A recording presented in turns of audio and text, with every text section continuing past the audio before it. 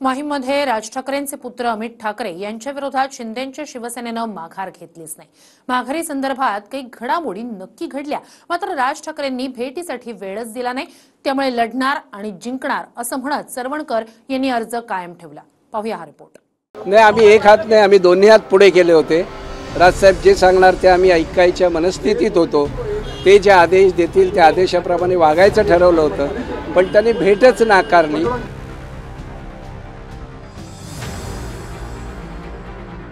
अखेर माहीममध्ये राज ठाकरेंचे पुत्र अमित ठाकरेंच्या विरोधात शिंदेचे उमेदवार सदा सरवणकरांनी उमेदवारी मागे घेतलीच नाही।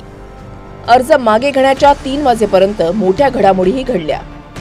सरवणकर माघार घेणार असल्याचं चित्रही दिसलं, मात्र राज ठाकरेंनीच भेट नाकारली। त्यामुळे अर्ज मागे न घेण्याचा निर्णय सरवणकरांनी घेतला। हो, आम्ही राजसाहेबांना भेटून राजसाहेब जो आदेश देतील तो मानणं हा खरा कार्यक्रम होता, पण राजसाहेबांनी भेट नाकारली आणि त्यामुळे निवडणुकीला उभं राहणं आणि निवडून येणं हे एकच लक्ष्य आमचं आहे। मला असं वाटतं जनता जनार्दनाचे आशीर्वाद आहेत, त्यांच्या आशीर्वादाने ते पूर्णही करू। सकाळी 11:15 वाजता अचानक सरवणकरांनी पत्रकार परिषद घेतली। मुख्यमंत्र्यांचा फोन आल्याचं सांगत पदाधिकाऱ्यांशी चर्चा करून निर्णय घेणार असल्याचं सरवणकरांनी सांगितलं। 1:30 वाजता पदाधिकाऱ्यांशी चर्चेनंतर सरवणकरांनी वर्षा निवासस्थानी मुख्यमंत्री एकनाथ शिंदेंची भेट घेतली। 2:23 मुख्यमंत्र्यांना भेटून सरवणकरांनी माध्यमांना सांगितलं की सर्व समीकरणं राज ठाकरेंना समजावून सांगणार। 2:30 मुलगा समाधान सरवणकरांना राज ठाकरेंच्या शिवतीर्थ निवासस्थानी पाठवलं।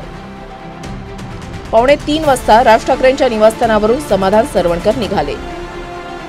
राज ठाकरे आणि सरवणकरांचं घर अगदी शेजारीच असल्यानं मिनिटभराच्या आतच समाधान सरवणकर घरी परतले।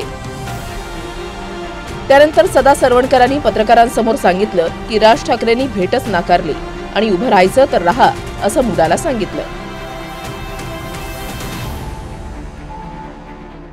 नाही, आम्ही एक हात नाही, आम्ही दोन्ही हात पुढे केले होते। राजसाहेब जे सांगणार ते आम्ही ऐकायच्या मनस्थितीत होतो।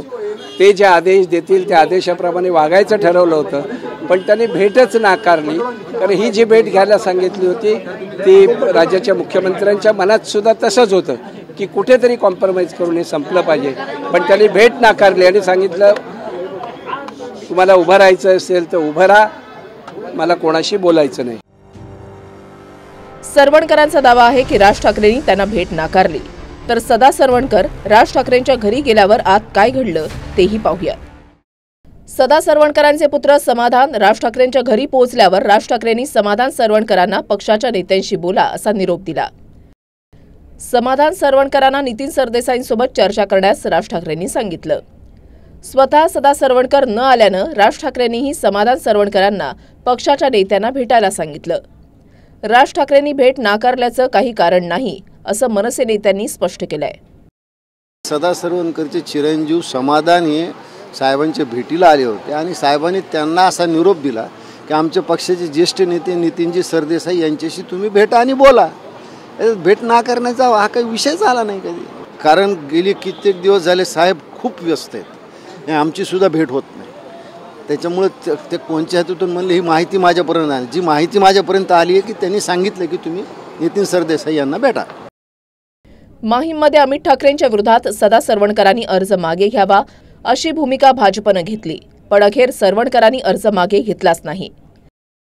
आता माहीममध्ये तिहेरी लढत आहे। शिंदेच्या शिवसेनेचे विद्यमान आमदार सदा सरवणकर, मनसेचे अमित ठाकरे आणि उद्धव ठाकरेंच्या शिवसेनेकडून महेश सावंत रिंगणामध्ये आहेत। अशी तिहेरी लढत माहीममध्ये आहे। तर फडणवीसांनी मुख्यमंत्र्यांसोबत बसून आणखीन काही करता येईल का अशी प्रतिक्रिया दिली, तर राणेंनी महायुतीचे सरवणकरांचंच काम करणार असल्याचं म्हटलंय। आमचा उमेदवार कोण? बीजेपीचा कोण सांगा ना, आमचा युतीचा उमेदवार कोण? मग का बोलत नाही? मग आमचं त्यालाच त्यासाठीच काम करणार। भूमिका स्पष्ट आहे आमची। आम्ही सकाळी इकडे संध्याकाळी तिकडे त्यातले नाही ना, परमनंट आहे आमचा जॉब। माननीय मुख्यमंत्री महोदयांनी खूप प्रयत्न केले की अशा प्रकारची लढत त्या ठिकाणी होऊ नये, पण शेवटी त्याचा निर्णय काही होऊ शकलेला नाही आणि आता सदा सरवणकर देखील लढतायत आणि अमित ठाकरे देखील लढतायत। मला असं वाटतं की या संदर्भात आता मुख्यमंत्री महोदय आम्ही सगळे बसून अजून काही करता येण्यासारखा आहे का प्रयत्न करू. मुख्यमंत्री एकनाथ शिंदेंसोबत बसून प्रयत्न करू असं सांगून पुन्हा फडणवीसांनी मार्ग काढू असं म्हणत खिडकी उघडी ठेवली आहे. अर्थात आता लढणार आणि जिंकणार असं सरवणकर म्हणालेत.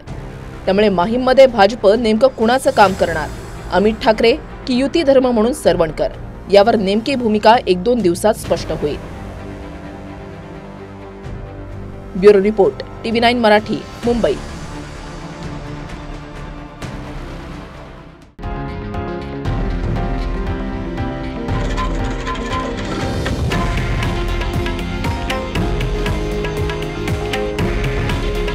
हे आहे देशातील नंबर 1 न्यूज नेटवर्क आणि आपण पाहत आहात TV9 मराठी. काळजी तुमची, हित महाराष्ट्राचं.